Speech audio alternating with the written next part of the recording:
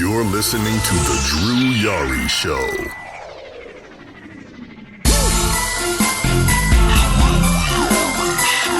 That's the wine and diner with kings and queens. You're looking at the man. You're listening to The Drew Yari Show.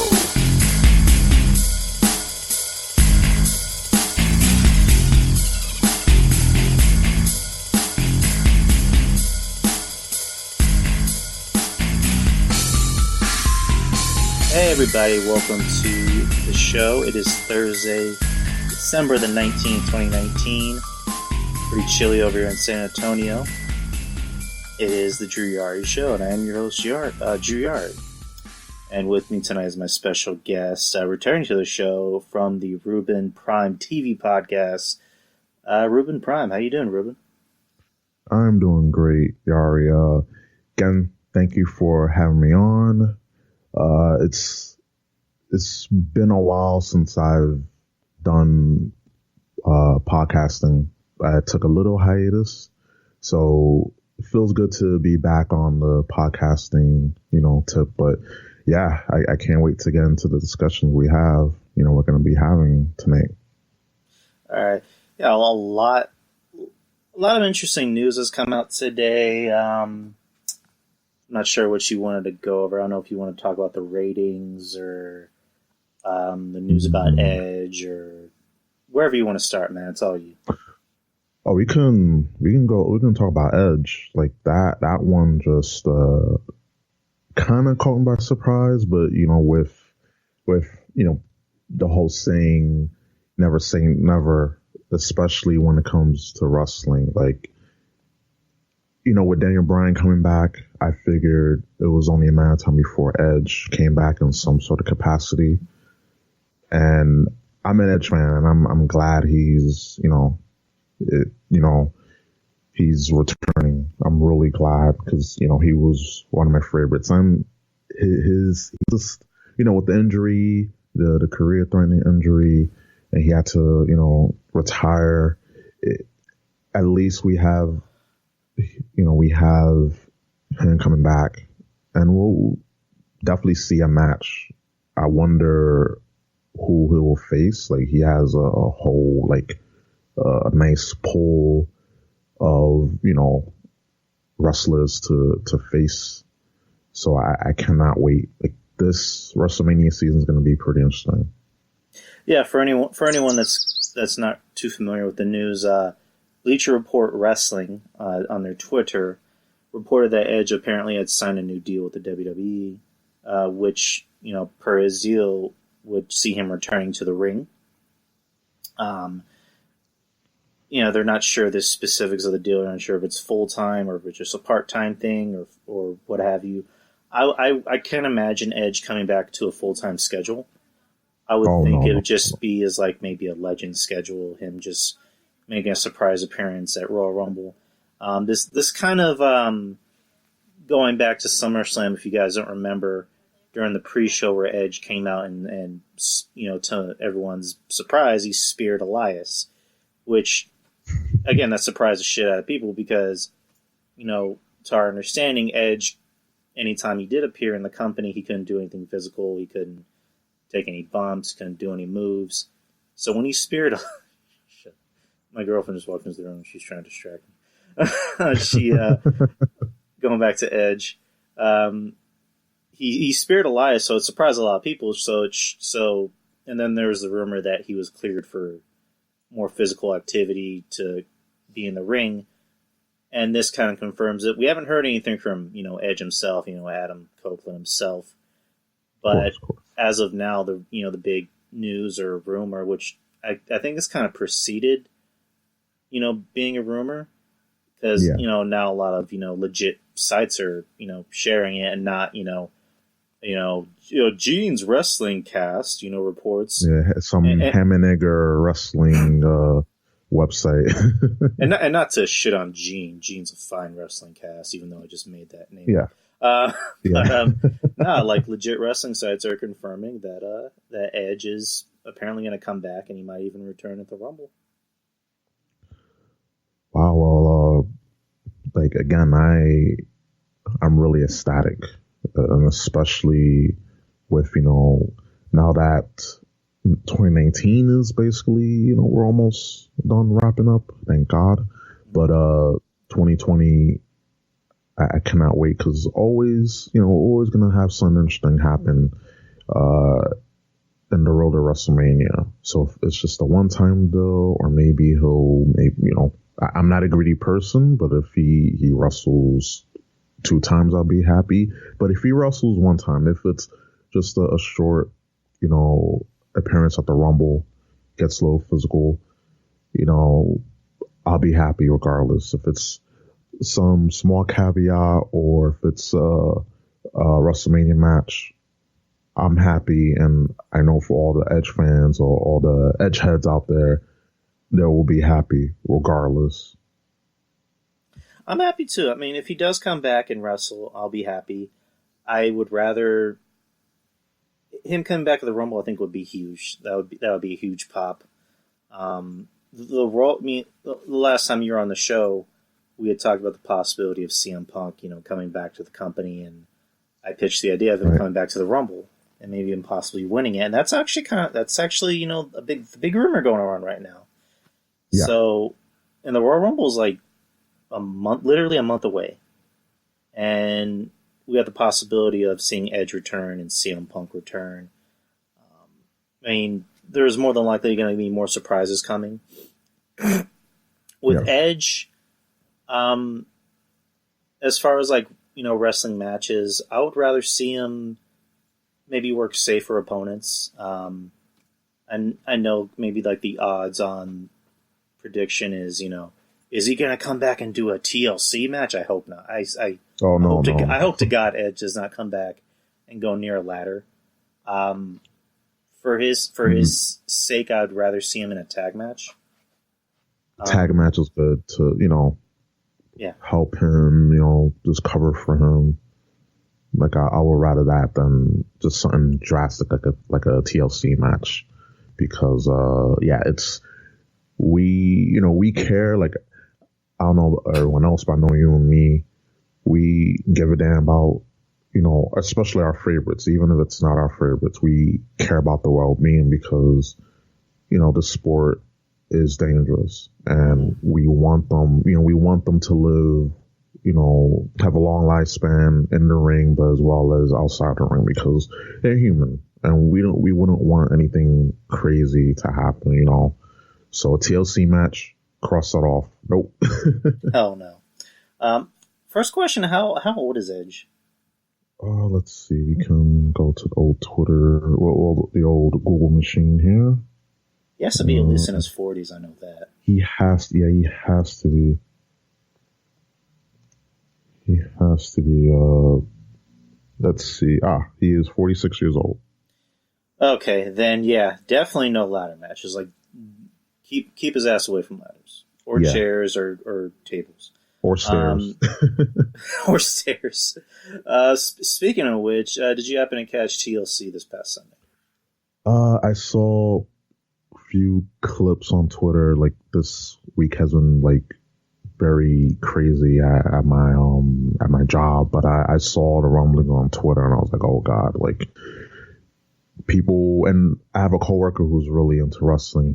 He asked me, hey, you watch TLC? And I was like, no, I had to come into work. And he's like, it was horrible.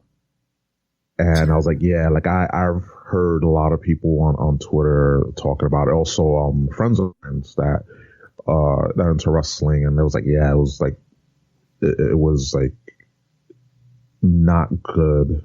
And I was like, well, I'm glad I went to work that day, because someone told me, just go to work, because I had the option not to come in. But I was like, I'll come in. And the only intriguing thing was the tag match for the WWE Women's Tag Titles, and Kairi Sane getting a concussion, but I heard she was okay. And that spear, you want to talk about spears, Edge. But Edge, he gives a pretty, decent spear. But Charlotte, that was, it was not. It was just not good. And like I was telling you on Twitter, we exchange a little bit, but I wanted to elaborate further. With the women of WWE, they're forced to work slow. Mm-hmm. When they can work faster. Like we see the potential, and I don't know, just the slower you work, the more you get used to working like that, and you want to work fast, but it's like trying to accelerate and de-accelerate, in mid action, and I feel like the women need to be allowed to work. Well, Asuka and Kairi saying they can work, like they could work circles around most of the women's roster, but like Charlotte and Becky, they're not allowed to. And that's what you get. You get that horrible looking spear. You get a lot of botches and whatnot because they have to work that slow style. They can't work too fast, and that's why the match wasn't as appealing in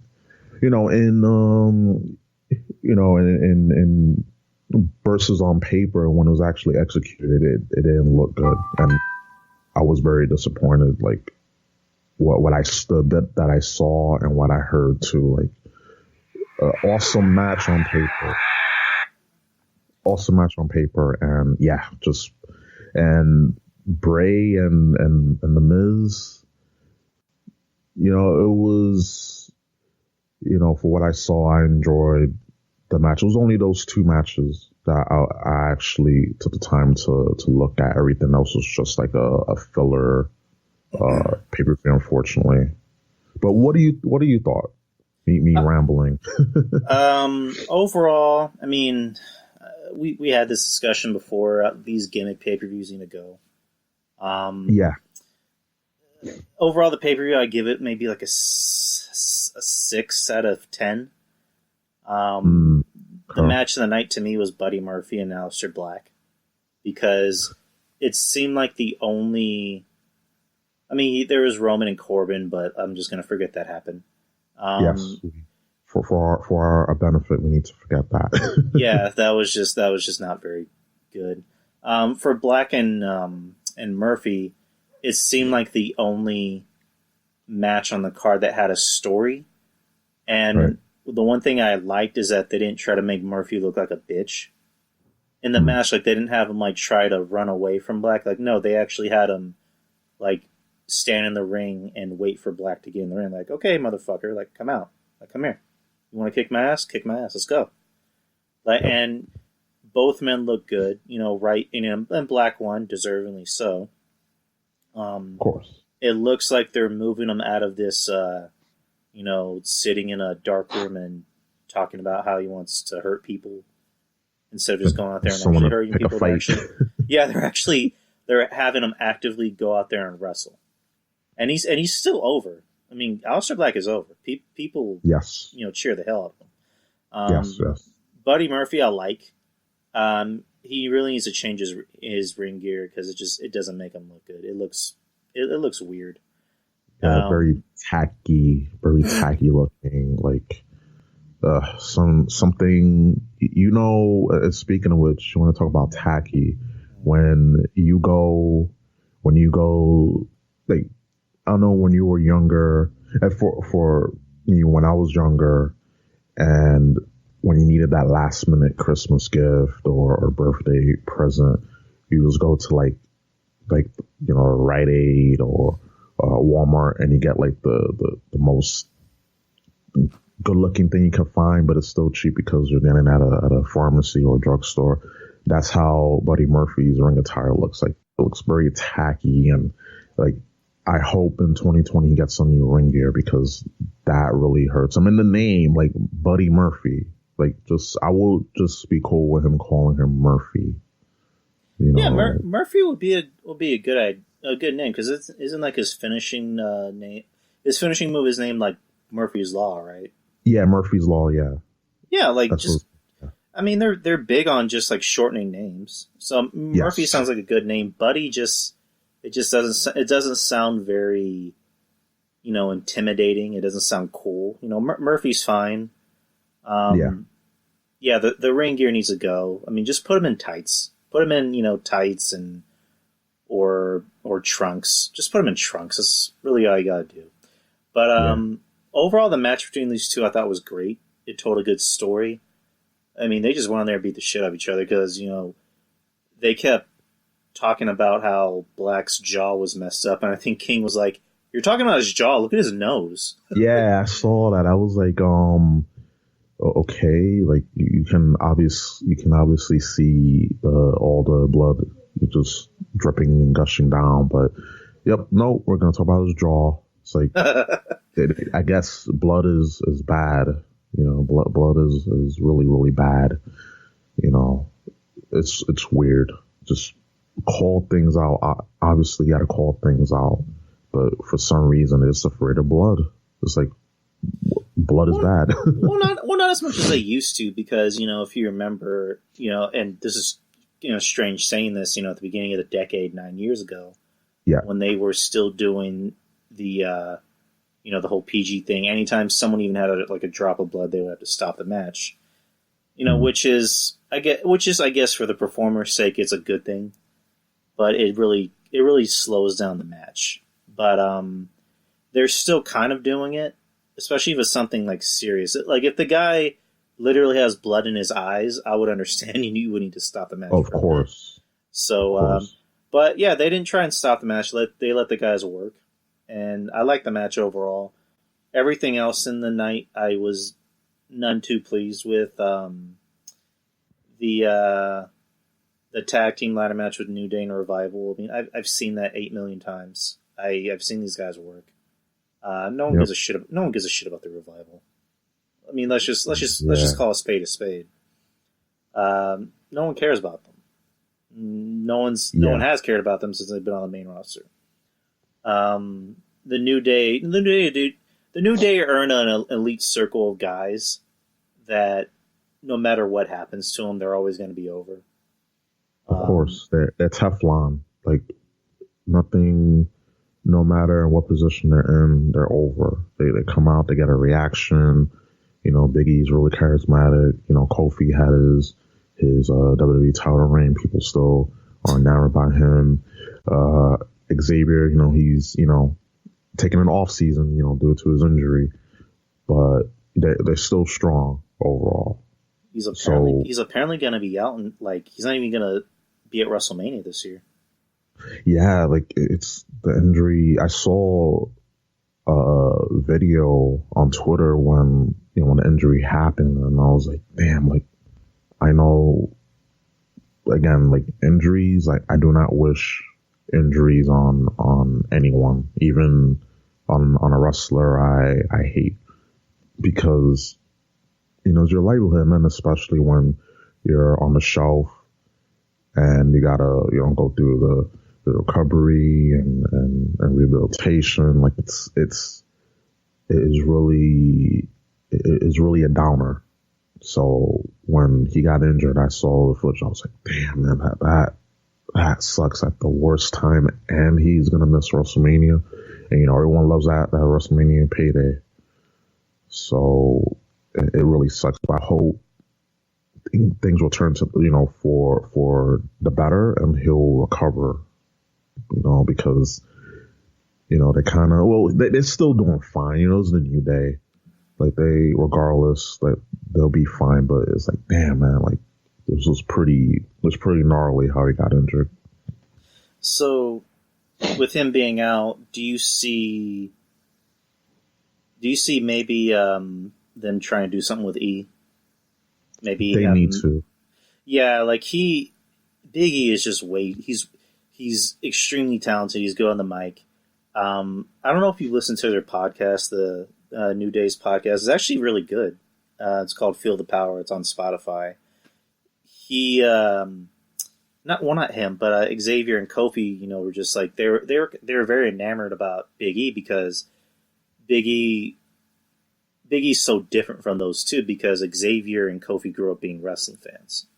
And, they weren't like shitting on him for not taking it as serious as him, but they were actually more impressed. They were like, this is a guy who, he wasn't too big of a wrestling fan growing up. He played college football and then he came into the business and was able to adapt to it faster than anyone else. He's a guy that's extremely charismatic. He's a good talker. He's proven he can cut a mean promo. He can cut a pretty good promo. Yeah. He can work. They were just like almost aghast by the fact that the company hasn't tried to or even attempted to give him a singles run. And Big E and Keith Lee are two guys that Vince has been looking for. And what I mean by that is they are two charismatic, talented black guys that could be, the black guy that Vince has been looking for. If that makes sense, that sounds kind of weird to say. No, it makes sense. I mean, because when you look at, guys that he's tried to do it with, Shelton Benjamin, talented, but, not very good on the mic. They did it with Kofi and it worked for a little bit, but a bit. And at the end of the day, Kofi's always going to be over regardless of where they put him in, especially since he's a New Day. But to me, Big E and Keith Lee are the two guys that I think Vince is going to want to pay attention to. And apparently Keith Lee, they're very high on Keith Lee. But and for good reason. Like his performance during Survivor Series weekend, War Games and Survivor Series, I was impressed. Like finally, like he had his first main event because he said it after War Games went off the air. He had an interview with Dijakovic, Ciampa, KO, and Lee, and there was like he was like he's amazed, like first time main eventing, having a main event, and I was really proud. I was impressed with Keith Lee, and there's so much more he can do. And that weekend was just a taste. And him and he, they need to do for 2020 and beyond. Those two, they gotta go with them slowly, not just hand it off. But it has, just like with anything, it has to make sense. Go ahead, man. Oh, I'm sorry. It just anything storyline wise has to make sense. But it's been long. Like for Big E, it's been long overdue. Like I'm sorry, it's been long overdue because he has it, and a lot of people agree. It's not just the two of us. It's a lot of people. The consensus is out there. Like he has it all, and especially, I mean, if they were to have him go heel, even though I wouldn't have him turn heel. At first I was like, yeah, turn him heel, because that's not, you don't solve problems like that. So if they're gonna do it, fine, but if not, they still need to like go with him, because especially with the talent pool that they have, it's, I don't know what they're doing, man. Like, I'm still just dumbfounded. What are they doing? What are they doing? Exactly. With Big E, like, what you just said, do it in a way that makes sense. Don't just rush it. With Big E, give him a singles push, but like start off small, like, Intercontinental, and then, test the waters, see how that works. And, and when you think he's ready, put him in that, that title picture. Yes. Keith Lee, I would say at this point, have him debut at the Rumble and, possibly win. Like here's how I would pitch it. Like, have it be him and Roman as the last two. As story. Storytelling, continuity, as a way to kind of close a chapter on, what happened before, and then have Keith, win. Because I honestly can see Keith as a competitor against Brock, and possibly even beating him. Yeah, I could. That's believable, especially since you've done all you can with Lesnar, and how he'll be like, oh, okay, like I'll put Keith Lee over. Just give me a big bag of money. Done. it's like you gotta. I would believe like 100%. That's how a lot of things go down with Lesnar, because he's like, just pay me. Like, I don't care, just pay me. A lot of times, when it comes to, Lesnar, hey, we put the tat on you, okay, give me money, cool. Oh, drop it to this guy, okay, give me money. So it's like, it's there. Like, you have Keith Lee go over Lesnar, and I feel that would be a great WrestleMania moment, and you build that from, especially with Lesnar and, with Keith Lee and Reigns, you can have that story going, because they need to build stars. They seriously need to build new stars and just keep at it. Not just as soon as they win it, like they did with Kofi, they just suddenly lose their heads, So they really got to do something with building stars, because they seem to get it right when building that chase, and then when they get it, it's like, oh, we don't know what to do. Just throw shit to the wall and see what sticks. Like, you can keep telling a story even though the person is champion. It doesn't stop when they become champion. It's still, the story keeps going. Even if they don't win, there's storytelling in that. There's a redemption arc, but I don't know. Just storytelling, it's kind of a lost art in the world of wrestling. It's too much flips and kicks. Too much flips and kicks. Like, no out loud mud show. Yeah. Oh, Lord. These motherfuckers with their flips and kicks and their cosplay wrestling shit. But, yeah, I agree with you. You hit the nail on the head about that when they have the chase, they have the storyline going. But do you think for Kofi's case, it's because they were kind of giving him damaged goods as far as opponents go? I believe so. They gave him Kevin Owens, which that should have been a good match, but it just didn't click.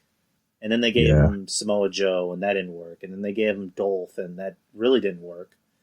And you would have thought him and Randy would have been a good feud because of their past. But then they decided to have their match at SummerSlam end in DQ because Randy just literally stared at his kid. And his kid wasn't selling it. No, he wasn't. And again, that's another thing that probably would have driven Jim Cornette mad. But your fucking kid couldn't sell it. He would have slapped him like Santino. Oh yeah, you didn't know that was going to happen.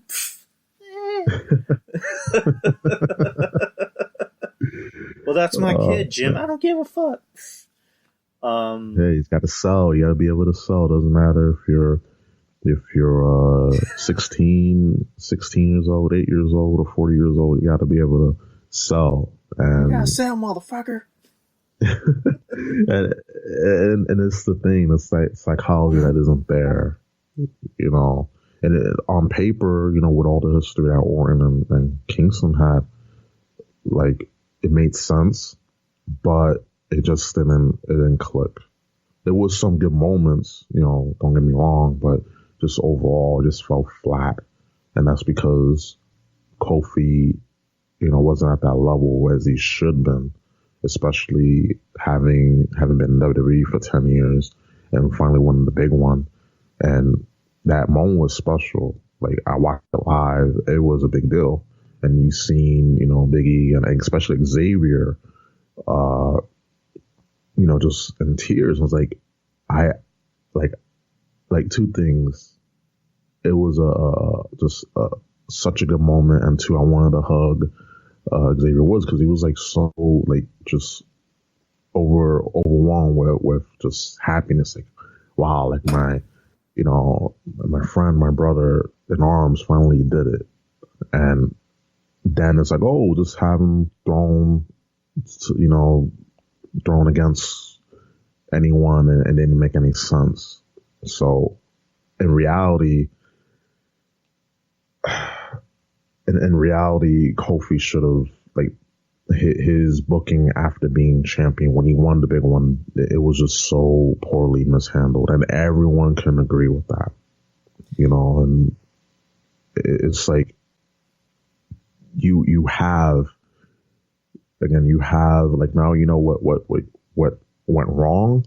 Don't do it again. But we know they're gonna do it again because it's WWE. So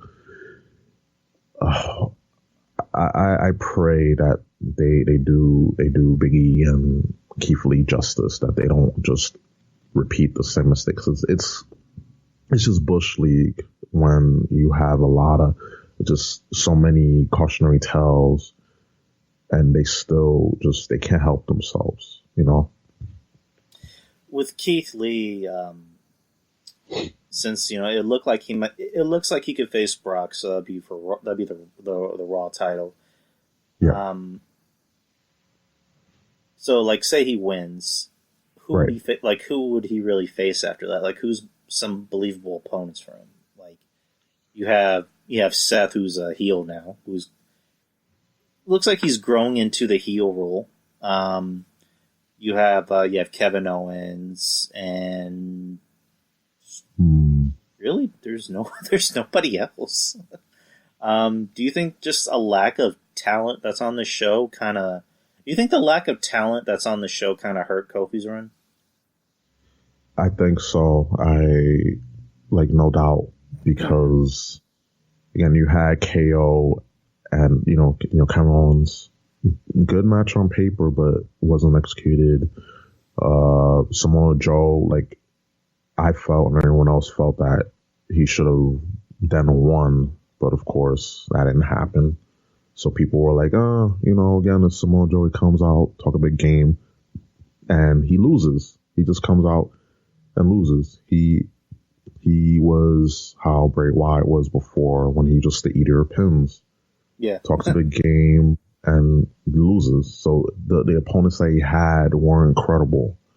And also didn't help that it was trying to make him be like Stone Cold, be a badass instead of being an underdog. Yeah, they really should have just made him the people's champion. Like, that promo that they showed where he went back to Ghana and, he visited the people of Ghana and his family, and he actually got to talk to, like, was it the King of Ghana, I believe? That was a good promo. Like, that should have been what Kofi Kingston's character was. Like, that would have made his run a little bit more enjoyable, and that would have made him a little bit more sympathetic and believable. I mean, not sympathetic, but just it would have made his character a little bit more believable, and not, hey, I'm gonna kick your ass. I'm gonna open up a mud hole. It's like it for Kofi, that doesn't work. That's never worked. Sticking up the middle finger, like, ooh, it's like a edgy teenager. It's like, ooh, look at me, I'm all rebellious. I'm throwing up the middle finger. It's like, okay. I'm handing out pancakes, and I have a caved in chest, and yeah, I'm gonna kick your ass. Let's go. It's like, nah, it didn't work for Kofi. Yeah, trying to stomp mud holes, but his chest seems like he got his stomped in. So it's like, yeah, I don't know about that one, Chief. Whenever he did lose, all right, we'll get off Kofi in a bit. But just kind of final question: when he lost the title to Brock, were you surprised he lost it that fast? Yes. And no, because of course, as Lesnar, they wanted him to be, at the time, the head of Fox, with SmackDown being on Fox. I was like, okay, when it debuted, when Fox debuted, I was okay.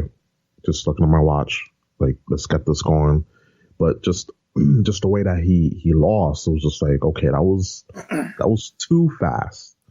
You know, that was too fast. At least one or two offensive moves. Maybe the match could have been like 5 minutes, but at the end of the day, I wasn't like upset, but I know everyone else was, and I was like, oof. I guess my thoughts weren't their thoughts, because everyone was pissed off. But I get it.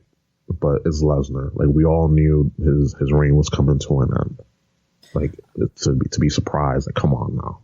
I mean, yeah, there's no way Kofi could have won or should have won, but I was expecting a little bit more offense. Like have Lesnar come out and dominate, and then Kofi gets in some last minute heroics. But in the end, Brock is just too strong.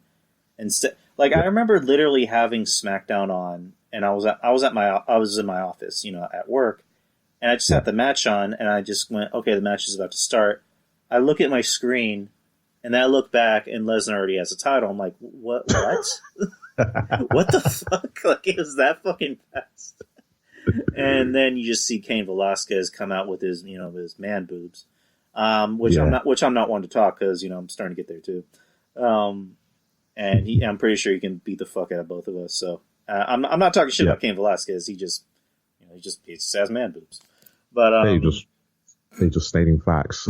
I'm just stating facts. So going back to TLC with the Bray and Miz match, I was intrigued on how they kind of differentiated the Bray Wyatt, Mr. Rogers character, and the Fiend, where the Fiend is this unstoppable supernatural force, whereas Bray is just Bray. It's almost kind of like what they did with Abyss and Joseph Parks. Yes. Where Abyss was this unstoppable monster, and Joseph Parks was kind of like a pussy, where they didn't make Bray look like a pussy, but he didn't really want to fight. But it looked like he was enjoying getting hurt. Yeah. Like, anytime the Miz would hit him and try and twist his arm off, he would just smile and be like, I still like you, you're my friend. And in the end, Bray wins. I honestly thought that they were going to bring the Fiend out. Like, it was going to be another guy being the Fiend, which the rumor is that they were going to have Bo Dallas, dress up as the Fiend. Which, that would have been interesting. But in the end, it was, I guess, the new Daniel Bryan? New. Or was it Jason Solomon, as people were trying to joke around? Yeah. Which you saw that Twitter post, too. Yeah, it's weird. You know what? I saw him looking like that. I'm thinking, wait a minute. When he was here in San Antonio, and, I guess a lot of people do or don't know this, he got his start here in San Antonio. He went to the Shawn Michaels Wrestling Academy. And I think it was like in 2008, 2007, he came back here, and it's not called the Shawn Michaels Wrestling Academy, it's called TWA. And he came back here to have a match with somebody, I'm forgetting the name. And I'm just thinking to myself, that was like 11, 12 years ago. He still looks exactly the fucking same. Yeah, it's crazy, dude. Like, I saw the Daniel Bryan, like a photo of how he looked like every year in this decade. I was like, wow, like, it's like turning back the clock. Like, we gotta know, like, for 2020, we must find out his secret. And we gotta find out where he's keeping the Fountain of Youth, because he looks the same. I saw comparisons like, okay, is this, do we go back in time or something? Did I like hit my head or something? Because he looks pretty much the same, but it's like he takes good care of himself. And I was a vegan. I was vegetarian, and then I became a vegan for was it 2013? Same year my stepfather passed away, so it's like kind of refresh my body and, a way to mourn. And it was a nice experience. So for someone that's a lifer as a vegan, like, he takes good care of himself. So it has to be more. It has to be some like secret potion or something. I don't know, but we gotta find out, because it's pretty amazing. Like, he still looks the way he does, and like, wow, no words, just wow. Like, because I think there was a point where he said he stopped being a vegan. Like, he was eating meat for a bit, and then I guess he's a vegan again.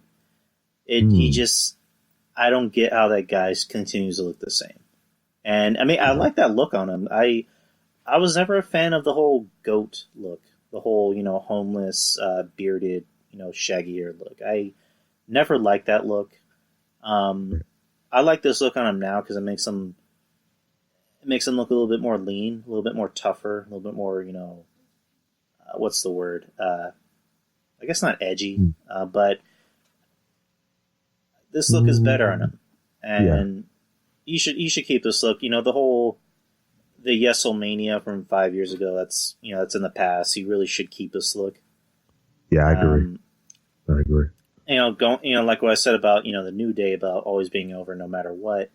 Daniel Bryan, he's one of those. He's on that short list of guys, and it's an awfully short list. Of guys who can just continue to be over with the crowd regardless of where you put them at, whether they're at the beginning of the card, they're in the middle of the card, or at the top of the card. And for a guy like Daniel Bryan, it looks like it's going to be him and the Fiend again, or maybe even just Bray Wyatt. I don't know if they're going to keep the Fiend away for a bit until, maybe WrestleMania or Royal Rumble. Because they've kind of overexposed the Fiend. I agree. So I'm interested in what they're going to do with this new Bray Wyatt character. Or, I mean, it's new. I mean, because we know who Bray Wyatt is, but this is a new character for Bray Wyatt.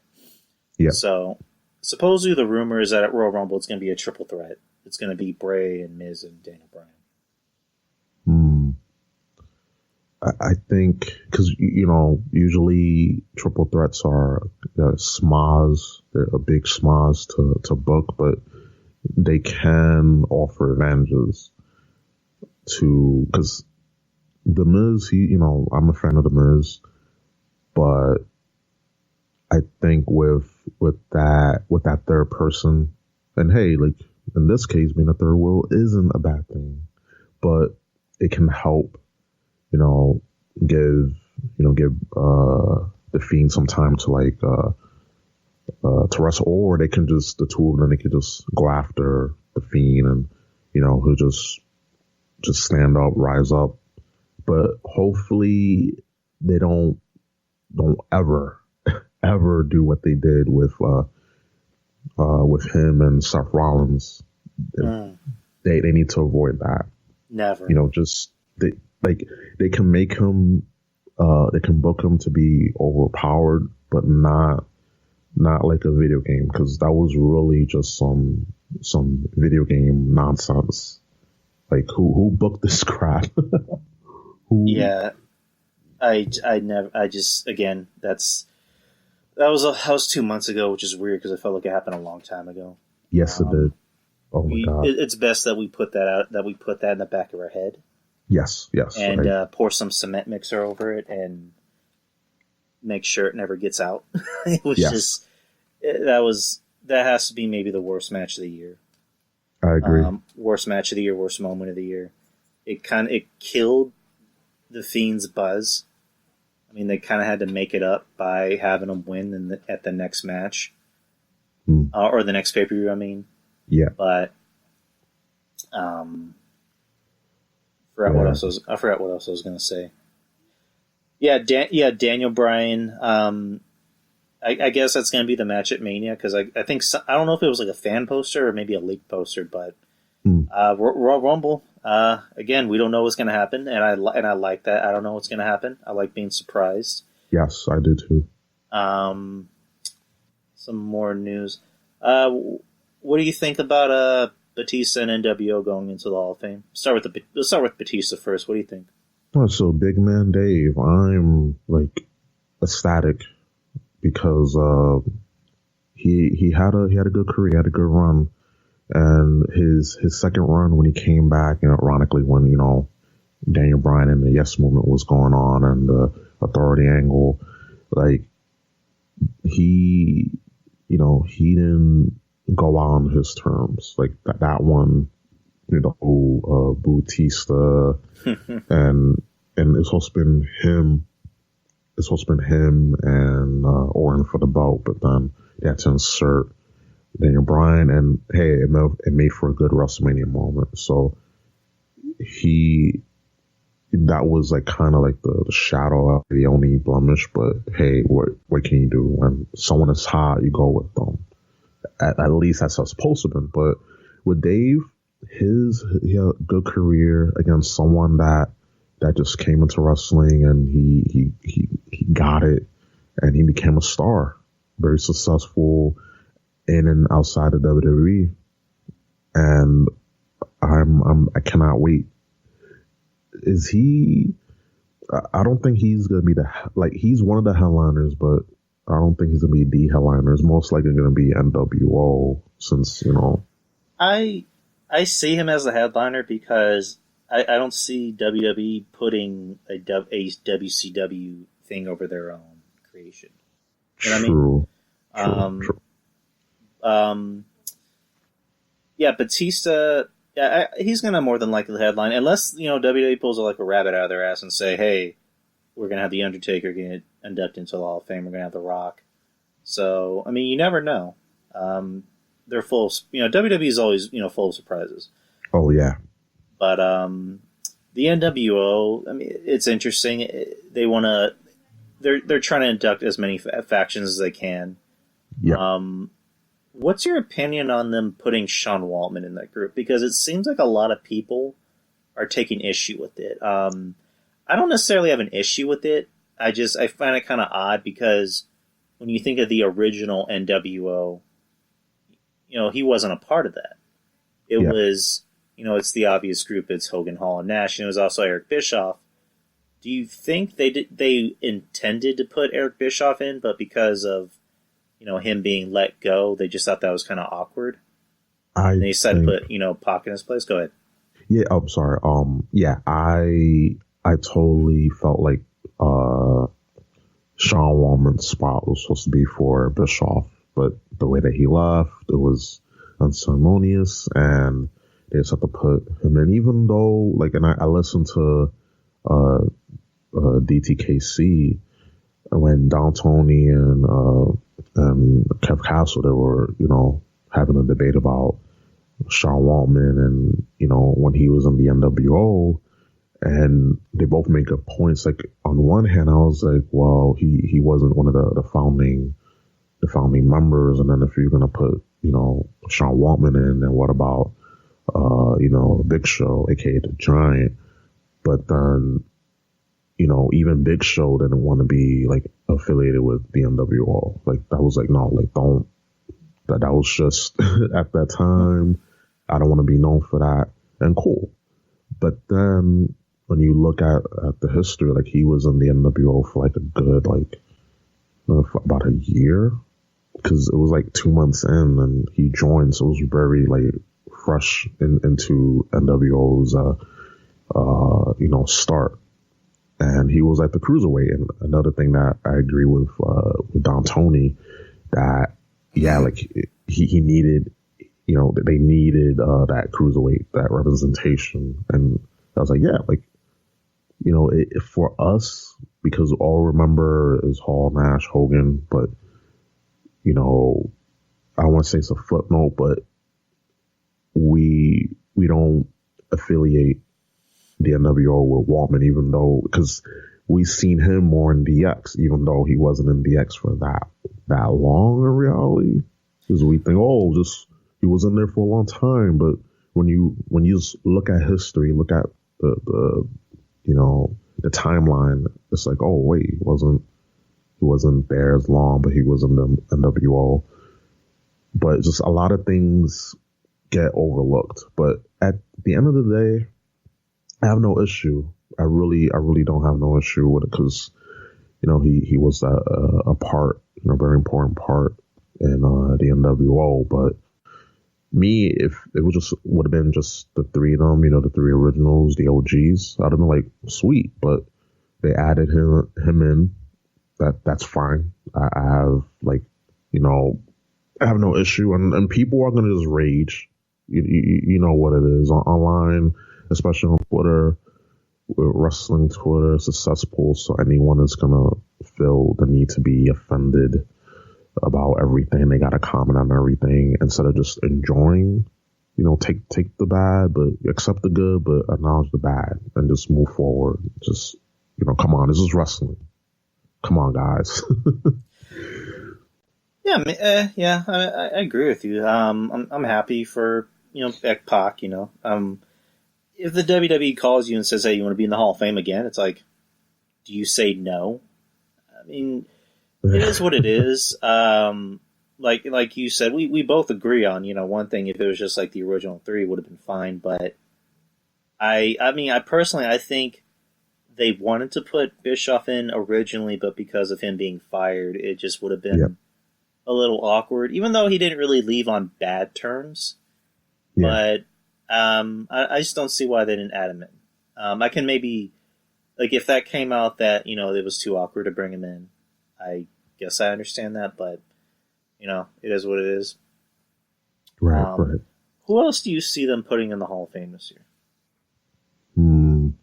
Or next year, I mean. Wow, there's still a lot of names. That they put. Oh man, it was someone that they didn't put in this year, and they're from New Jersey. He passed away. Damn, it's the tip of my tongue. DT brought him up in WCW. Bald guy, tattoo on his head. Saturn? Tip of my tongue. No. Damn, it's he's from Asbury Park. Bam Bam Bigelow. Yeah, there you go. I feel like he should be in there. It's long overdue. That's that one really it really shines true because especially when we was in Jersey this year, WrestleMania was in Jersey. It was put him in there. It would have been a nice induction. But if not, obviously this year wasn't the case. Maybe for 2020, if they pull a Hail Mary and they put The Rock in, that would be ooh, you got Batista, you got The Rock, and you got the NWO. Wow. I really don't know who else. I really don't know who else. It's just besides Bam Bam. It's Let me ask you something that I asked Andrew Carlick when I had him on the show from False Count Radio. Sure. What do you think is more likely? Who do you think is more likely to go in the Hall of Fame first? Owen Hart or Benoit? I feel Owen. I mean, I think it's about time to put him in. It's one of those things where, I get it. I understand why Martha is the way she is. To this day, she still blames Vince.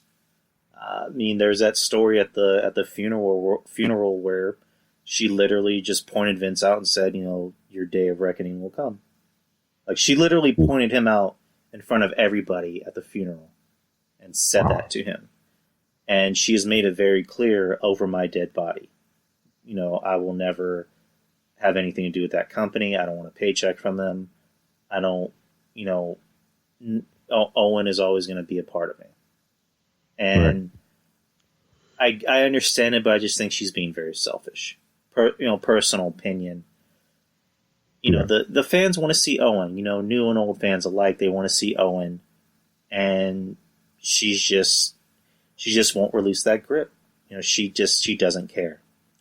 Yeah. I don't know if you remember this, but like they released that thing of Owen where it's like the best of Owen Hart, and when Bret Hart was promoting it, it was kind of funny because he's like, yeah, it's not that good because for one, we were only allowed to put in certain matches and like clips, but as far as like old family photos and other matches, we couldn't put them in because Martha doesn't want anything to do with WWE, and she didn't want to do it. Right. So, stranger things have happened, but I don't see why she just won't let it go. Yeah, I mean, easier said than done because she lost a husband. Of course, yeah. And you can't really blame Vince for that. Yep. I mean, I can't imagine Vince not feeling bad. Oh, I imagine he feels bad. I feel mad. I still imagine to this day he feels bad because, say what you want about Vince. People say, oh, he's the evil villain. Like he's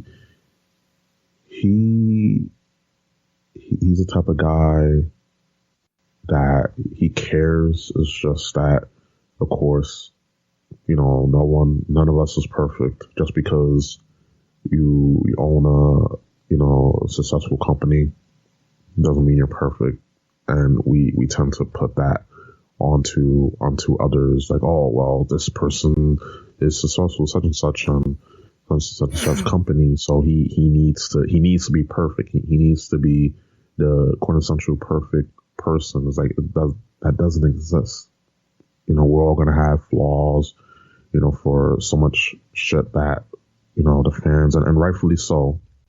Because at the end of the day, he is the head of WWE. He is the tippity top of the summit. So I get it, but for people to say, "Oh, he doesn't feel bad," of course he does. Of course he does. There's many stories of him when it came to a lot of the wrestlers and whenever Sun went down, like he was there to help. He paid for a lot of people's rehab and whatnot. He cares, but just of course, like we just see one side. We still think that it's 1990s Avatar events at the helm and scoring people. No, that's far from it. But he feels bad. He totally still to this day feels bad. Because Owen died on, that night on his watch, and he was devastated. I can imagine he felt devastated. Again, never say never in the wrestling business, but it's like, you have a better chance to run the lottery, or hitting the big in Atlantic City, but it's like, I still believe he'll be in the Hall of Fame. I still believe it. It needs to happen.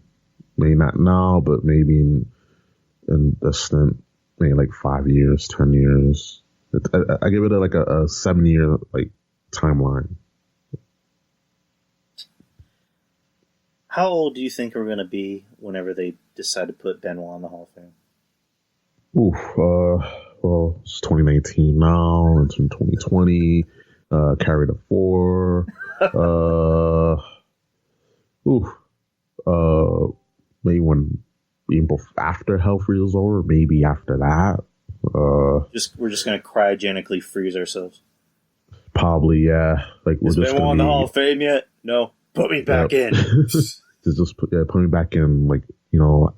Freeze me up. We're going to be like in Futurama where, you can cryogenically preserve yourself, and it would be just heads on the jar. I think that's when Benoit will be in the Hall of Fame. I still think the Radicals should be in the Hall of Fame. I feel like they should be in the Hall of Fame, but it's just no matter what, it's that dark cloud still hangs over with Benoit. It's unfortunate. What he did was fucked up, but he he was an awesome wrestler. Tons of matches in ECW, WCW, and WWE.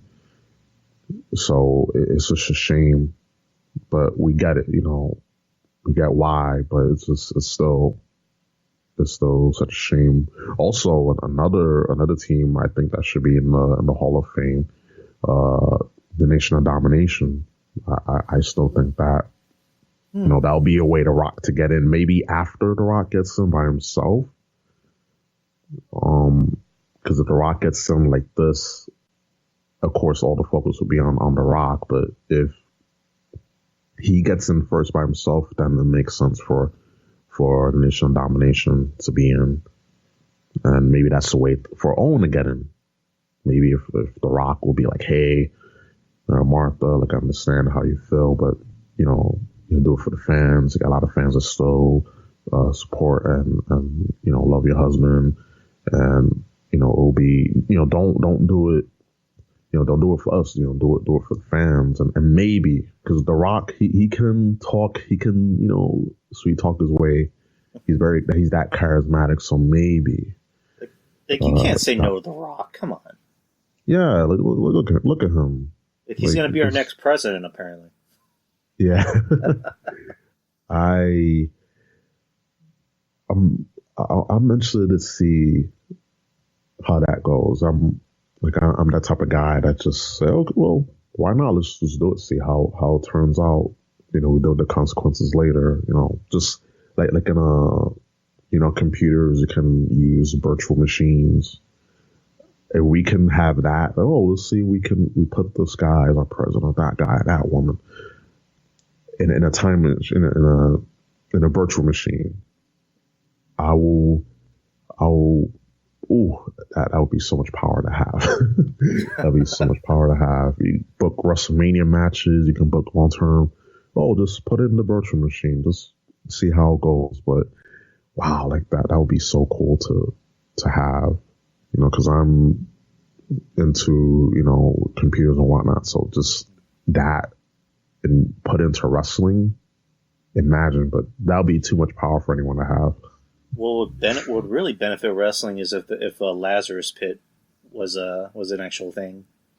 It's like let's take Steve Austin, dip him in, let's make him 20 years younger. All right, there you go. It's like we need more stars. We can't, like, we're too lazy to create more stars, so let's just make our stars younger. Yeah. Speaking of the Lazarus Pit, a lot. I'm telling you, there's so many dream matches that we never thought we had. Sting in the Lazarus Pit, Goldberg in the Lazarus Pit, Shawn Michaels, Undertaker. Like he'll be on the top of the list. Put him first. But then you got to go through limbo to get his soul. Because when you go in the Lazarus Pit, your body comes back, but your mind is still. What exactly is a soul? It's like he doesn't need a soul. He just needs to go out there and wrestle. Come on, he doesn't need a soul. Soul schmole. Yeah. Yeah. Speaking of stars, our good buddy Killer Kross finally got his release from Impact Wrestling. Yeah, I was just scrolling down Twitter and I seen that and I was like, here we go. Our boy Klondike Bill was like, yes, yes, that was pretty dope. But yeah, man, I like about time, because Impact, they had what they got going is pretty good. But it's like, damn, like they just dropped the ball with this guy, and this guy, man, like he has it, and for him to be underutilized, and it was all because he didn't want to blade, like he didn't want to blade, and it was like, oh, we're just gonna have you blade with this person and not go through the proper, health, proper protocols. I'm like, that's reasonable. I'm not just gonna blade and not, go through the proper channels, make sure that, he's clean, I'm clean. It's like, why? And it's just so petty. It's just really petty. I'm interested to see where he goes. I think he'll chill in the Indies.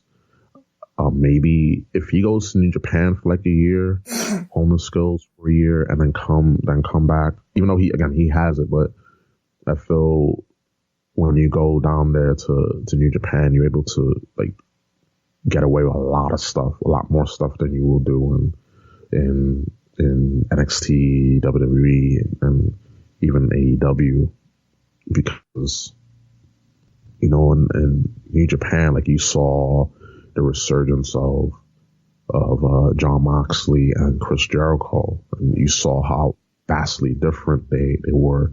AJ Styles too. And AJ Styles too. Like you go back and it's like, wow, like AJ Styles went to New Japan and he really like honed his craft, because we know him from the Impact days, but even then he was still like a diamond in the rough. Mm-hmm. And I'm interested if he were to do that first, then come down to maybe, up north, maybe he goes to AEW, or maybe he goes down to Florida to NXT. The logical choice he will do is go to where where Scarlett Bordeaux is, which is in NXT. Yes. But what I really want is for him to do is go to New Japan, then come back. That's like the most logical. But he'll go to NXT. I feel like AEW, while they did show promise, that honeymoon phase is over. We'll talk about that later on, but yeah, because if anyone doesn't know, and like I said, we won't jump to that just yet. The ratings did come out for AEW, but like I said, we won't talk about that just yet. We're just going to finish up here talking about Kross. Kross, to me, I think he's going to go to NXT mainly because Scarlett's there. I think Scarlett kind of teased it on social media, sharing a picture of both of them, and the caption said TikTok. On the video that Killer Kross put out, which it's obvious that Killer Kross is a big horror movie fan, because he put out a clip where it had a quote from a horror movie and had like an old school VHS setup where he's just sitting there smiling like a creepy motherfucker, which I thought was pretty cool. And he's just thinking about, the possibilities of who he can face. And it's showing NXT opponents like Matt Riddle and Adam Cole. And it shows Roman Reigns, which Roman Reigns versus Killer Kross, I think that'd be a pretty good match. Like, I agree. Two guys that can just go out there and beat the shit out of each other. Like, that'd be pretty cool. Keith Lee, Brock Lesnar, which that would be interesting. That would be interesting as fuck. Yeah. And of course, it shows AEW, him and John Moxley, which I think they had a match in the Indies, if I'm not mistaken. Okay.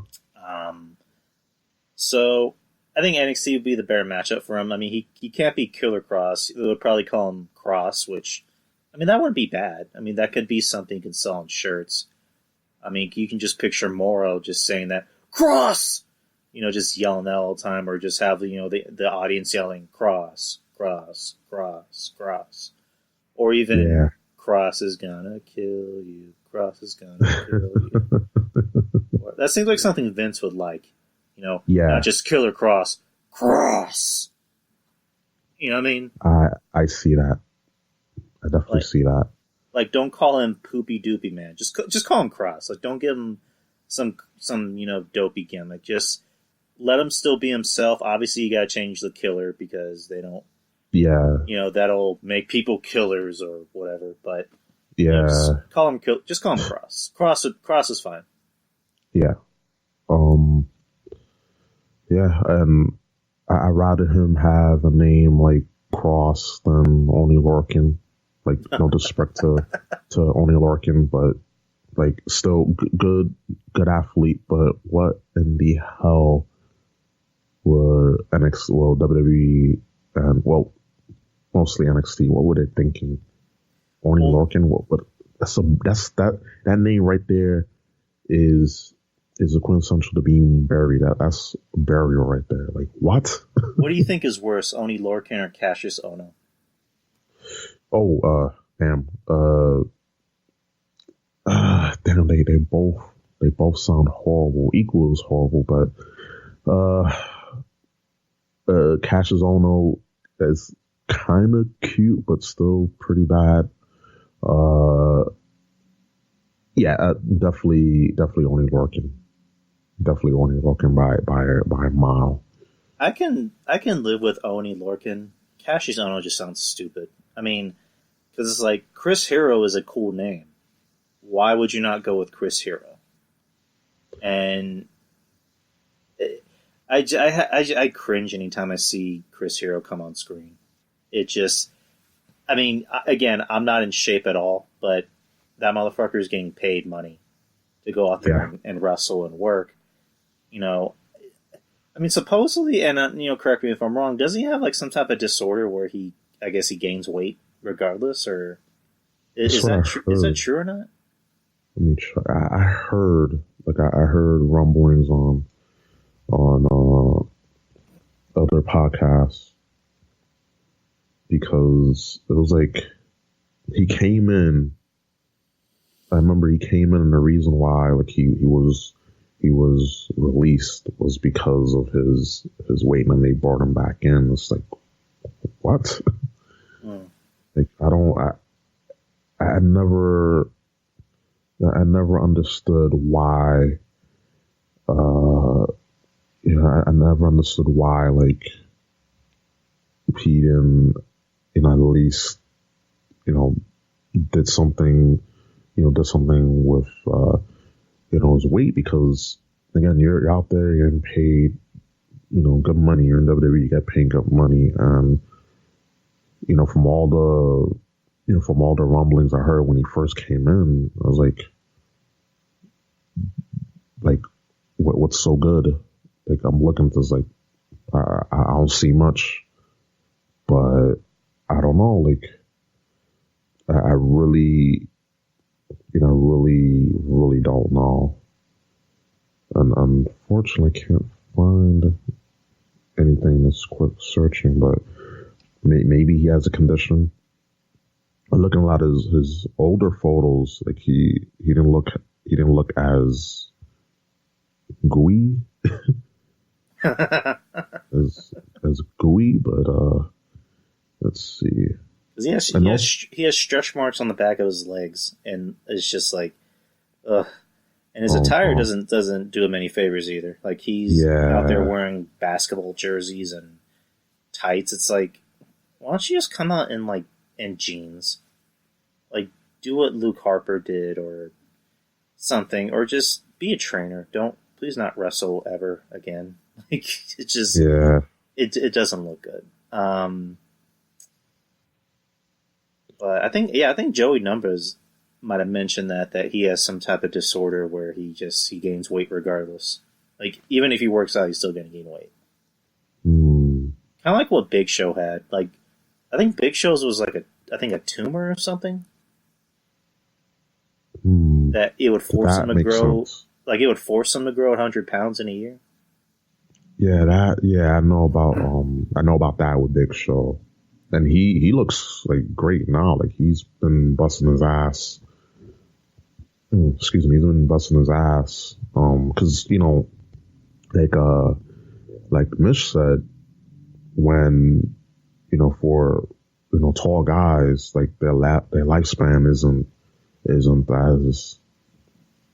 long, because, the taller you are, the shorter your lifespan is. So it's like, I'm glad that it's what, Big Show's case, that he's, taking care of himself, because, a tall man's lifespan, especially his height, his size, like, his lifespan isn't, as long as the average human. So, I'm glad he took the steps to take care of himself and work out, but just he seems like he's a lot happier since being away from the ring. I don't know if he officially retired because he didn't. Yeah, he retired, right? Yeah, I think he retired. Yeah, he retired. Okay. Because he has that Netflix special, or not a special, but he's gonna have his own Netflix show on Netflix, like I just said. Which good for him, making that sweet Netflix money. Oh yeah. So I think it's gonna be like not based on his life, but it's gonna be like he be himself, and he's got his own family. So hey, good for him. If Netflix offers you a shit ton of money to do anything, take it, and if you can get it, awesome. Because I know he kind of went through some stuff outside of the business, like he lost a lot of money to investors, and he was kind of forced to work a lot longer than he should have. Yeah. And it looks like he made all that money back because he seems he seems like he's a lot more happier since being away from the business because now he's been able to get that money back that he lost. So good for the Big Show. Good. So I guess we can talk about the ratings. Oh yes, please. So the ratings for the Wednesday Night Wars came out today. NXT won. NXT scored a 795,000. AEW 683,000. Wow. Which is, and somebody corrected me on this, it's actually their second lowest rating. Their lowest rating was 663,000, which was about 2 or 3 weeks ago. Well, we can blame it because the AEW fans are blaming, and Meltzer too. Meltzer was stating not Meltzer. But was it Meltzer? It was someone, but I know like on Twitter people was like, oh, it's the impeachments. That's why the rate. So if that was the case, so that was the case, then NXT's ratings should have been much lower because of the impeachment. So it's like you can't pick and choose. And also when it comes to these ratings, like I'm happy that there's another wrestling company out there.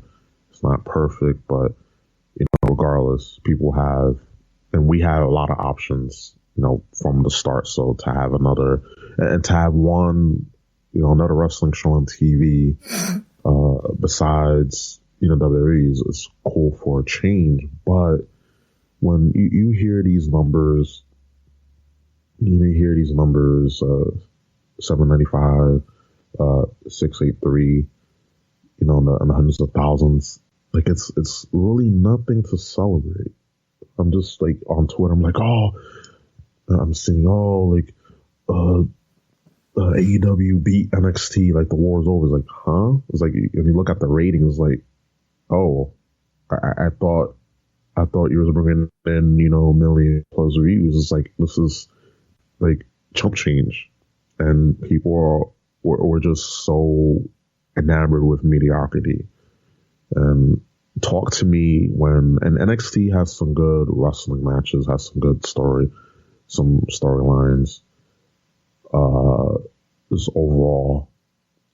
And NXT is just clearly the better show. Yeah.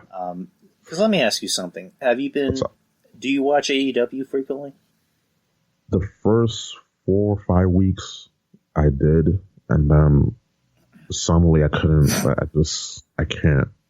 Like, all honestly, I can't. I'm sorry for cutting you off. No, it's fine. It's fine. Go ahead. I was saying I haven't watched it in I think at least a month, and over a month, and I have AEW and NXT saved to my DVR.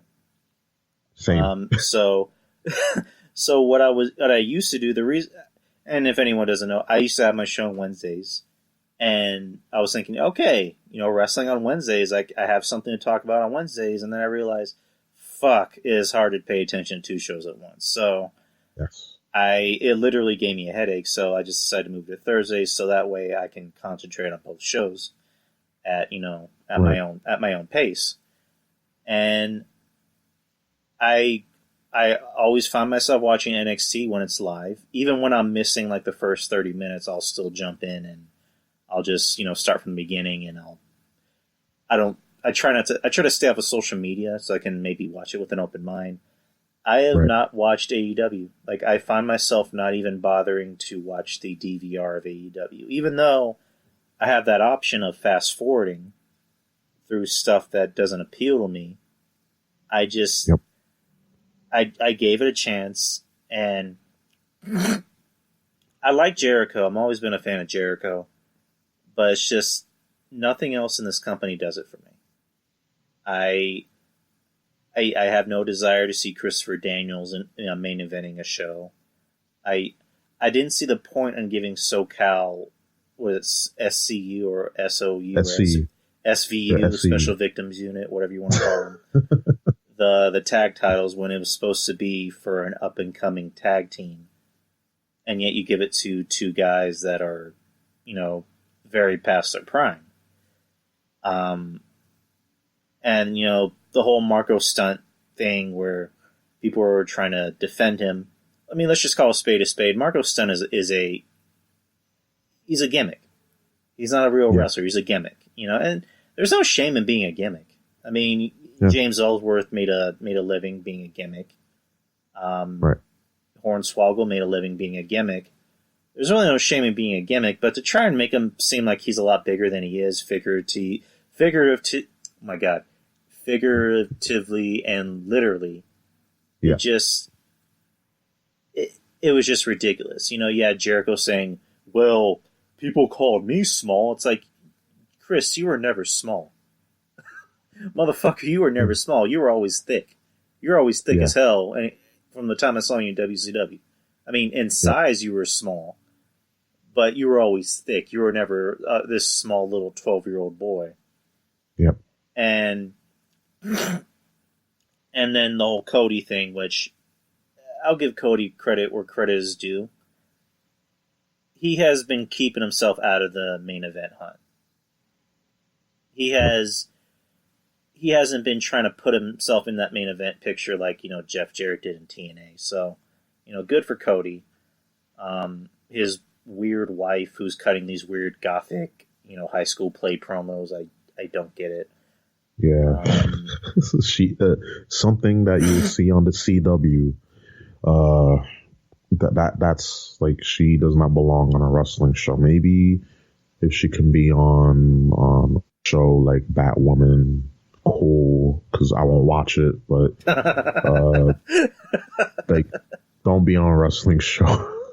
Just like be in the back, with one of your many degrees, which you claim you have.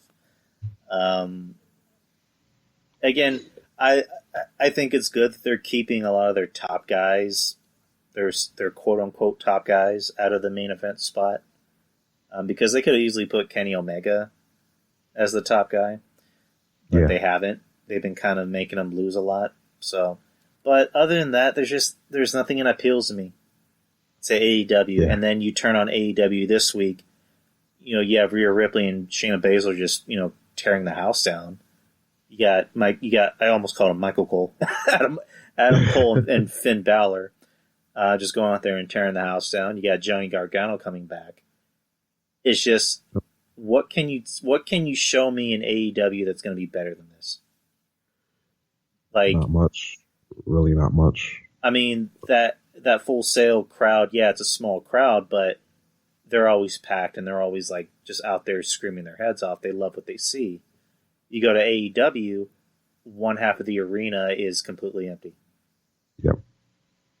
So, I don't care about AEW.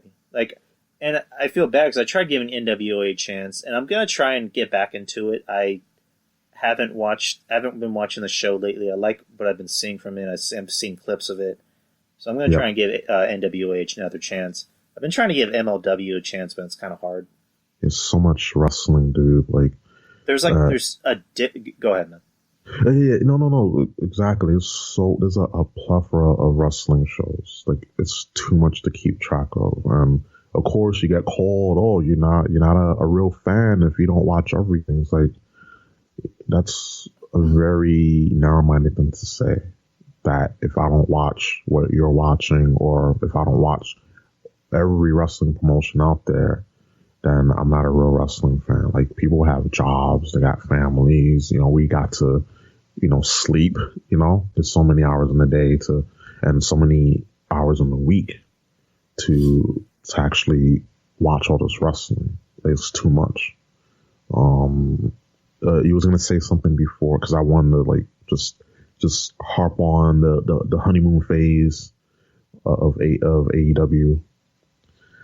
I was basically just kind of saying what you were saying. There's too much wrestling. Right. Yeah. Yeah, I kind of agree with Kevin Castle. I'm not trying to be a hater. I'm pretty sure it's going to piss a lot of people off. I don't see AEW lasting for a year. I think by next year, AEW is not going to, I wouldn't say be out of business. I would say they're not going to be on TNT. I just don't see how TNT can keep that on. I mean, then again, look at what TNT has. They just have the NBA, they have March Madness, they have reruns of Supernatural, and was it Animal Kingdom, whatever the fuck that show's called. And that's really about it. But I don't see this company lasting on TNT. Fortunate. I just don't get it. And I think what makes the company worse are its fans. Agreed. I agree. Like when you mentioned, Meltzer was already making excuses for why, for the rating drop. It's like, wait, you mean Meltzer, the guy who goes out of his way to blow AEW? That Meltzer, yeah. Fuck that. Fuck Dave Meltzer. I'm just gonna say it already. Fuck Dave Meltzer. The reason why I brought up Meltzer is because and ironically enough, he hasn't mentioned much of New Japan, and the reason why that is because all his boys are now in AEW. They got their own company, so it's like, oh, you see where your loyalty lies when whoever is buttering your bread, and right now AEW is buttering his bread, and of course, like Dave Meltzer's Dave Meltzer, like he's one of the top wrestling journalists out there, so it's not an overall knock because he's been doing this for a long time, but at the same time, the level of biasness that I've seen in the wrestling community is ridiculous, and giving excuses on top of excuses on a mountain of excuses. It's just really like just proof that we don't care about facts. We don't care about, facts, stats, and what's right in front of you. And all we care about is just whoever's paying you the most, whatever gets you, and not to steal from DT, but whatever gets you tweet fucked on Twitter, that's where people are going to go. And you see the blatant mistakes that AEW has been doing. And even friends of mine, they say, oh, well, you got to understand, it's a new company. It's like, for the first, few weeks, yeah. But this company is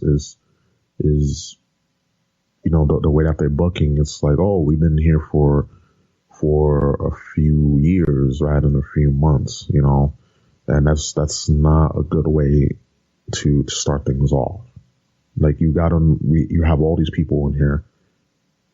We're not going to watch a YouTube show to know who these people are. Like, you should be telling us who these people are.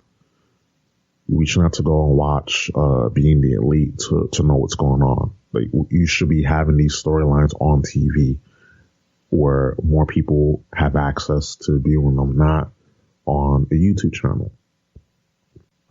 That's one of the main things they're doing wrong. And the production, I know Missionary, Amish, he just ripped them a new asshole when it came to the production. It's like, why have a commercial and a commercial during a commercial? It's like, that is, I'm sorry to say, it's retarded. It's like, why? Like, there's stuff going on, some that we have to see, but picture in picture. And then after that, they go into commercial while being on commercial while being picture in picture. It's like, wow, like you wonder why people are tuning out. And then you have the fans giving excuses like, oh, well, you know, SmackDown, they have the picture in picture. But that's when they know when, okay, it's time to go on commercial. You know, Vince, Triple H, you know, done, they will let the referee know, hey, we're going on commercial.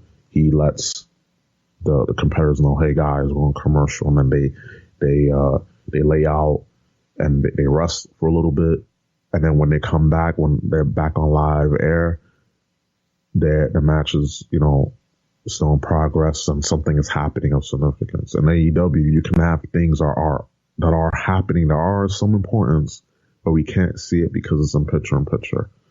And then when it comes back, they're laying down, they're resting, they're recovering. It's like, how does that make any sense? It's like you have so many examples of what to do and what not to do, and people are still defending that shit like it's you gotta understand. It's like, no, you cannot excuse this shit. It's like, again, they go to picture in picture, they go on a commercial while on commercial. Like, no. Because I remember the last episode I watched was Jericho doing his celebration in the ring, and I just remember the audio for the mics was just so fucking terrible, and because it sounds like I don't know if like you had people, like if they were paying for cheap microphones or if the audio team was just really shitty. I was just like, am I the only one that recognizes this? Like, and eventually they finished it. Yeah. But it was just so fucking terrible. And again, it's just like, you can't pay me enough money to watch that show again. Like that's the fence I'm on now. It's just like, I don't see myself ever watching that show in the near future. Like, maybe clips, but there's not. I try giving that show a chance. It's not like I didn't give it a chance in the first place. I did. Yeah.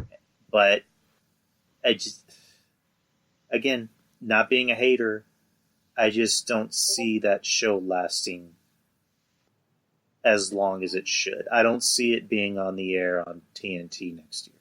That's just my opinion. I agree. Like, I tried, and I was really excited. Like, me and my best friend, we were talking for the longest. Like, man, like, it would be so cool if we had another wrestling company, something to the effect of, you know, TNA and the Glory Days and Lucha Underground when it was really good. And we have a new wrestling company now, but it's like more of the same shit. And then you get called a hater. Oh, you're just, you know, on WWE's nuts. And it's like, no, it doesn't matter if it's AEW, it doesn't matter if it's, you know, WWE, Impact, whatever, ROH. Like, if I see some BS, I'm gonna let it be known. I'm not just favorable to one camp or another. When I see BS, I call it out. And for people to just defend this is like, oh, this is a new company. You cannot say that a year down the line. Oh, it's a new company. 5 years down the line. Oh, it's a new company. 10 years. Oh, it's a new company. 20 years. Oh, it's like, what? You can't, like, they just flipping through the books. It's like you're flipping through the books of excuses. You have a giant book of excuses and you're flipping through the pages. And you're, yeah. All right, when the ratings came out today, I shared, because Julian from the Wrestling Court, he's usually one of the first people to share to put out the ratings. And I retweeted it. Some guy commented, I'm assuming he's an AEW fan. He commented, he put, no, he's lying. So I'm just like, okay. And so I go on Google and I type in I type in the AEW NXT ratings. First thing that pops up is Forbes. Forbes, Yes. as in Forbes magazine, a legit like news article. People read it, and I pull up the website, and they had the ratings. They had the ratings from last night, and so I copied and pasted that. I just copied that, and I pasted that in the comments, going, "There you go." And it's just like a legit like news website, and like where you can actually buy the magazines like on a newsstand. Forbes. Yep. So it's just like, Forbes. we're not lying. It's like, Oh. but Oh, man. People they don't want to look at facts. Like when they're losing, oh no, I refuse to believe that because it's not it doesn't go with my logic. It doesn't go with my way of thinking. It's I don't want to look at it. I don't want to hear it. And that's what you have. It's Draper, shouts out to John Draper. He said this many times. It's a cult, and it is a cult. It's like I understand when you want something to succeed so much that you have blinders on. I get it, but at the end of the day, companies do not get better. They don't improve by you just shying away from the facts and from the truth. You can't just let things go on like that. And I hope that Cody and Tony Khan, they will look at this and say, okay, we got to get better equipment, better sound technicians, better producers, get writers, spend a little bit more money, because if we just go cheap now, or think that, we're what did Cody say? And I have, like, when it comes to Cody, when it comes to him, like, his in-ring ability, not a battle wrestler. As a person, when he's not all social justice warrior and have a complex about him, he's actually a nice guy. He cares. He's passionate. But when he gets too in it, when he makes it all about him and his wife, always interjects race and social justice, politics, it's like, it really just brings things down. It really does. Because Cody, he seems like the type of guy, he'll be approachable, but just you badly search yourself too much and you catch feelings. That's what happens, unfortunately. But Cody and Tony Khan, they need to evaluate. They need to get writers. They need to get producers. They need to actually, like, be serious. Like, you guys shouldn't be waiting. Like, when they do the dives, and I hate suicide dives. I hate super kicks. I hate Canadian destroyers because I see it so much. But not to cut you off. I don't know if you saw this tweet. Petey Williams put out a tweet saying, I don't have the tweet in front of me. I wish I did, but it was like, I think it was like, you turn on NXT, there's too many Canadian destroyers. It's like, AEW's problem to that, more Canadian destroyers. Oh man, oh man, like that move was so overused. It's like an arm bar now. It's like an arm drag. It's a common move now. That move, once you hit it, you should not be getting up. You should not be kicking out, like, at all. Like, maybe that one freak accident, but you do that move, that's it. Like, you should not kick out of that. But I was alluding to, like, when they do the dives and their opponents is waiting, outside the ring, and they just wait there for like 10 seconds, or when in the ring and they're like, they get in place, and then 10 seconds later, I'm still in place, and it's like, it's very, it comes off as very uh, choreographed.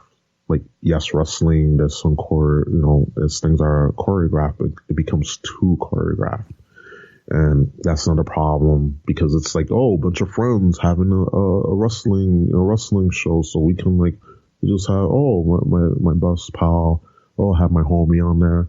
It's like, no, it's you gotta take it to some degree of seriousness and build a bit believability. And they're not doing that, and it shows. It hurts the product. And you know all the issues. I know all the people listening right now. They see all the issues. And before we jump off to another topic, I want AEW to succeed because we need that competition, or else other promotions won't get better. But if this is what we have, like, we're going to be fighting over 600,000, 700,000, 800,000 viewers on Wednesday nights, like, not worth getting angry about on Twitter. That's pretty much what I'm going to say.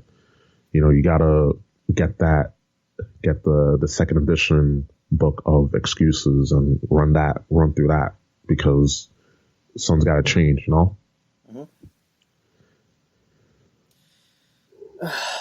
So, yeah, seems like we covered mostly everything on the docket tonight. Was there something in particular you wanted to bring up? Let's see. Let's see how much time we have. I'm only allowed 3 hours on Spreaker. Okay. So I have about.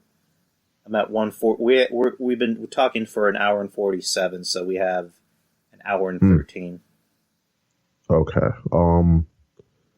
Let's see. I was on here before and I brought up the documentary that's being done about the Attack of the Show and G4. And they have, let's see how much, I think I brought up how much they made and how much they raised. And this was back in November, but, yeah, $85,168 and 1,114 backers. And they're ready, because, you know, it's the holiday season, so it's pretty, you know, I know it's hectic. I know everyone,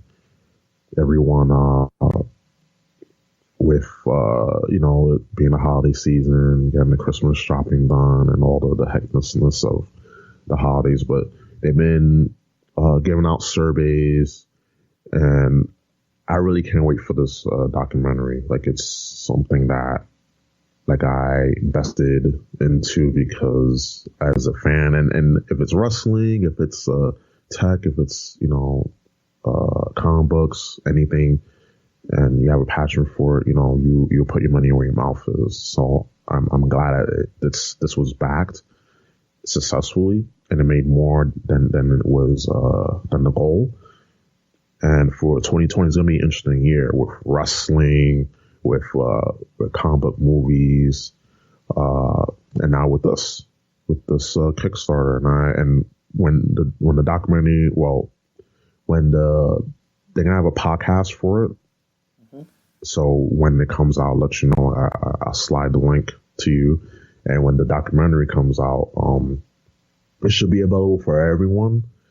But also, you know, when the digital download, when I get it out, you know, slide you a copy. Awesome. Yeah, because it's something, you know, again, share the wealth. We're at work. We always talk about, share the wealth. And with this, it's something that it's kind of, you know, it's my childhood. So I'm very excited to you know, be a part of this. Even though it's small, I wish I would have donated more, pledged more, but, you know, the bit that I gave, it helped. I contributed, and something I'm passionate about with G4 and you know, that network as a whole. So I'm pretty ecstatic for this. So yeah, that's what I wanted to talk about. And before, because we got 10 minutes left. Actually, we have an hour and 10 minutes. Okay, hour and 10 minutes. Okay, because I don't want to go too long. Because usually when I do my podcast, I try to go at least like hour and 30. Because I could ramble. I could ramble. No, it's fine. Go for it. One thing I wanted to talk about is like, and you're a movie buff. You're into superheroes, comic books. Mm-hmm. But overall, why do movies today suck so much? Like, why do they suck? I just think Hollywood is just out of ideas. There's always somebody coming out of the woodwork. I mean, just recently, Martin Scorsese, with this whole Marvel campaign trying to take down Marvel. I don't know why Martin Scorsese sounds like Triple H, but Kevin Feige. That's gonna hurt my throat. I can't do that anymore. But I just think there's not really any ideas. I mean, because when you looked at the 90s, there was movies like Pulp Fiction. There was, Forrest Gump, which I can still watch those movies. Those are good movies. Yeah. Ace Ventura, classic comedy. Tommy Boy. Tommy Boy. Oh my God. Love Tommy Boy. I love, again, one of my favorite all-time comedies. And then the 80s, you had Coming to America, you had Trading Places, you had The Golden Child. Yes. Nowadays, there's really not a lot to do. There's either Hollywood's going to reboot something, they're going to add a unnecessary sequel to something. Yes. Or, in this case, let's take a hot commodity, which is superhero movies, or not just superhero movies, but movies based on comic books, because a lot of movies have been based on comic books or graphic novels. And you probably won't even guess which ones were based on graphic novels, like History of Violence with, Viggo Mortensen. That's based off a graphic novel. Yeah. Road to Perdition with Tom Hanks. That's based off a graphic novel. Right. I think people just want to go to the movies to be entertained. And right now, comic book movies they're entertaining. They're what people would rather go pay money to see. Exactly. Movies like, and I'm just gonna pull a movie out of the hat. A movie like Moonlight, which I've seen, and it's an okay movie. I'm not gonna pay $10 to go see that movie in theaters. I'd rather wait till it comes out like on Netflix or Redbox. I don't know if that's the answer you're looking for, but no. That's right down the alley, because I don't know if you saw this video by Anthony Mackie, aka the Falcon. He brought up in this 4-minute video, this 4-minute video, and he talked about why Hollywood, like why movies suck now, and he contributed a lot of things you said. He brought up, and sequels and also a lot of movies now, like comic book movies and things like that, they're made for China, because China eats a lot of these movies up, because they have a lot of moving parts, a lot of action, a lot of colors, just things blown up, a lot of crazy things going on the screen. A lot of people love Tom Cruise, a lot of people love Schwarzenegger, Will Smith, people like that. So they'll go. I'll correct you on that. Nobody likes Will Smith anymore, but go ahead. Oh, okay. I stand corrected. If you ask Julian Cannon from Wrestling Court, he will probably tell you the same thing, but go ahead. Okay, all right. I stand. I stand corrected, man. But yeah, like they have a lot of the actors, over in China. They have a lot of favorites, and also China has a lot of these movie studios in their back pocket as well. As well as many other things, entertainment, esports, sports. They have a lot of money in this. So if you wonder why a lot of movies don't appeal to us, is because it's being guided by China. They have a hand in that. And also for little kids, a lot of little kids, they go and watch these movies. All the superhero, all the cartoon movies, and yeah, also the fact that SJWs, social justice warriors, they have a lot of influence. They have a lot of influence on the negative influences. I'm all for inclusion and equality, but only when it makes sense. And unfortunately, that's not helping Hollywood. It's actually killing it. A bunch of other things too that's killing Hollywood. It's a lot of it is self-inflicted, but it's the pandering that really hurts Hollywood. It truly does. And Scorsese. At first I was like, damn, why are you going to say that? At first I didn't agree, but then I was like, wait, I'm kind of, sort of, kind of understand. I don't agree, but I understand after thinking about it and trying to put things in perspective. Because something that Anthony Mackie said, that now people go to a movie and watch, The Falcon or, Captain America or Iron Man. They don't go to see Robert Downey Jr. They don't go to see Scarlett Johansson or Anthony Mackie or Chris Evans. They don't go and see those people. They go and see the superheroes. Yeah. So I understand. We don't have the larger than life stars, just like in wrestling. We don't have the Austins and the Rocks and the Hogans and the Cenas anymore. We just have the brand. We have WWE. We have just the company. No one is bigger than the company. And I was like, all right, touche, even though maybe just the way he said it or just the context, but I get it. But at the same time, it's it's so much more, because there's a lot of good with comic books, but also it could be, it's just something that too safe. Just make another reboot, another spinoff. So that's where I understand. And there's this quote, Frank Herbert, he said, "The clear and safe path leads to ever more into stagnation." And I was like, that holds true to Hollywood as well as wrestling.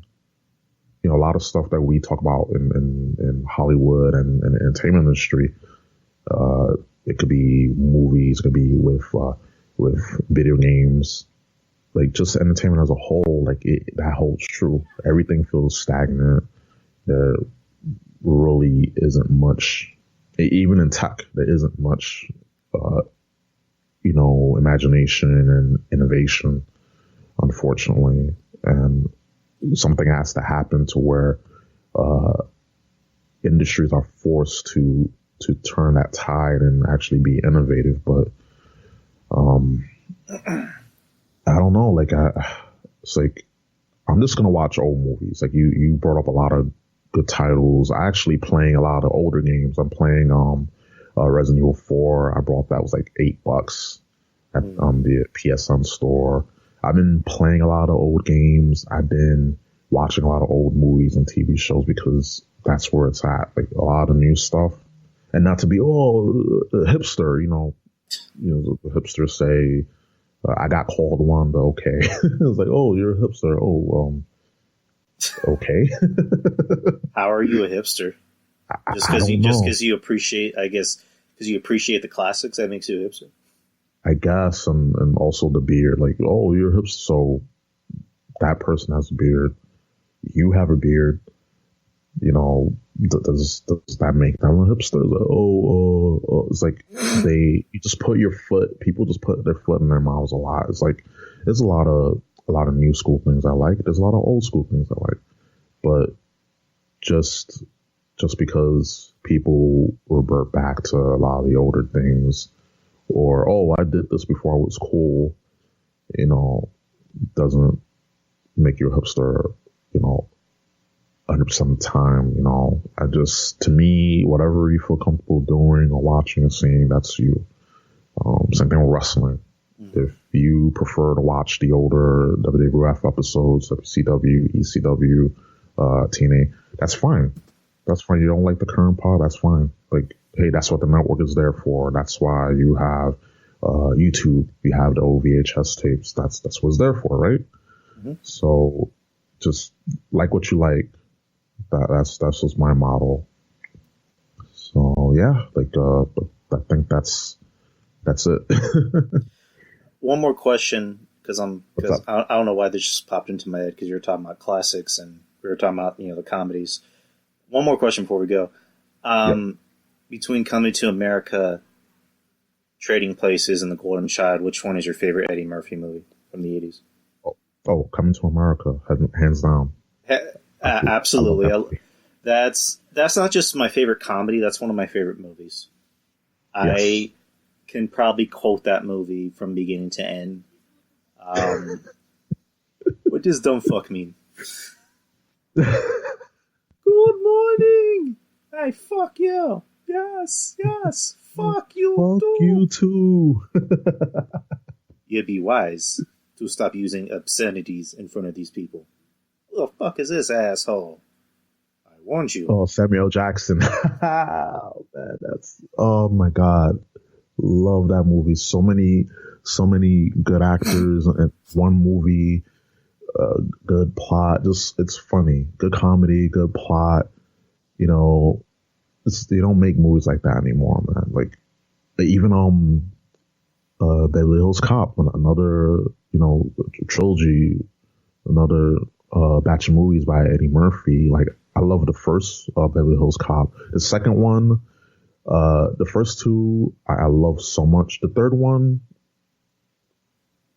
I still like them, but it's just the first two. Something about the first two that I just love, because you know especially a lot of movies. I grew up watching a lot of 80s and 70s movies. It's like wow, so gritty. You know, they can fucking curse. They can say things like we can't say now. It's like, damn, man. You know, we can't get away with saying this stuff now, because then people get offended and boycott, and then, you know, game over. But it's just so many good movies around that era, the 70s, 80s, early 90s, especially Eddie Murphy. Like, he had a lot of, like, anything from up to The Golden Child, protect it. Keep it in a vault. Do not remake it. Just leave it. Just keep it in the vault. You know, deep underground.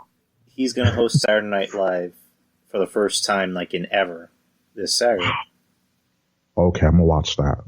I'm going to watch. I kind of found out, I heard the supposed story as to why he never came back. I don't know if you remember this, but in the 90s, David Spade, when he was on Saturday Night Live, he had that segment on called, I think it was called A Hollywood Minute. Okay. And there was a bit in the show where he says, "Hey, look, kids, a falling star," and he shows a picture of Eddie Murphy. Ooh. And the whole place went like, oh, no. Like, they kind of went, oh. And the story, according to David Spade, was that a couple days later, when he was at, was it Radio City Music Hall, I believe that's where they have SNL? Yeah. He literally had a receptionist go, Eddie Murphy's on the phone. He wants to talk to you. And he's like, tell him I'm busy. Like, he literally just said, tell him I'm in a meeting. And then 2 minutes later, he says, Eddie Murphy says that he knows you're not in a meeting because he knows what time the meetings end and begin and end. Oof. So Chris Rock had to kind of like be the one going, "You better call him." So he calls Eddie, and then Eddie just starts cussing him out, saying, "Who the fuck do you think you are? I made that place. You wouldn't have a job one for me. I'm off limits, blah, blah, blah." And then he apparently got pissed off at Lorne Michaels because in his eyes, Lorne Michaels, allowed it to happen. So that's why up until when they had their big 40th anniversary, he never came back or made cameos or anything. So, and then around that time, that's when him and David Spade kind of, squashed their beef. So, but, closing out, Eddie Murphy, he's going to do stand-up again, which I think is pretty cool. He has that movie on Netflix, Dolomite Is My Name, which I've heard good things about. He has a Golden Globe nomination for it. So, obviously it's doing pretty good, and he did pretty good in it. I'm interested to see what he's going to do on SNL. But yeah, I am too. Mr. Ruben Prime, I appreciate you for being on the show. Man, it's my pleasure. Thank you for having me. Good time as always. Again, I'm glad to be back later date because me and you, we go, we always bounce ideas off and we have a good time. I like this. Fun. It's very fun. Yeah, you're always welcome back. Literally anytime. Just hit me up, man. We can always make something happen. For sure. I'm again. Thank you for having me and your listeners. Thank you for lending your ear. All right, man. Also, plug your stuff, man. Oh, for sure. Okay, so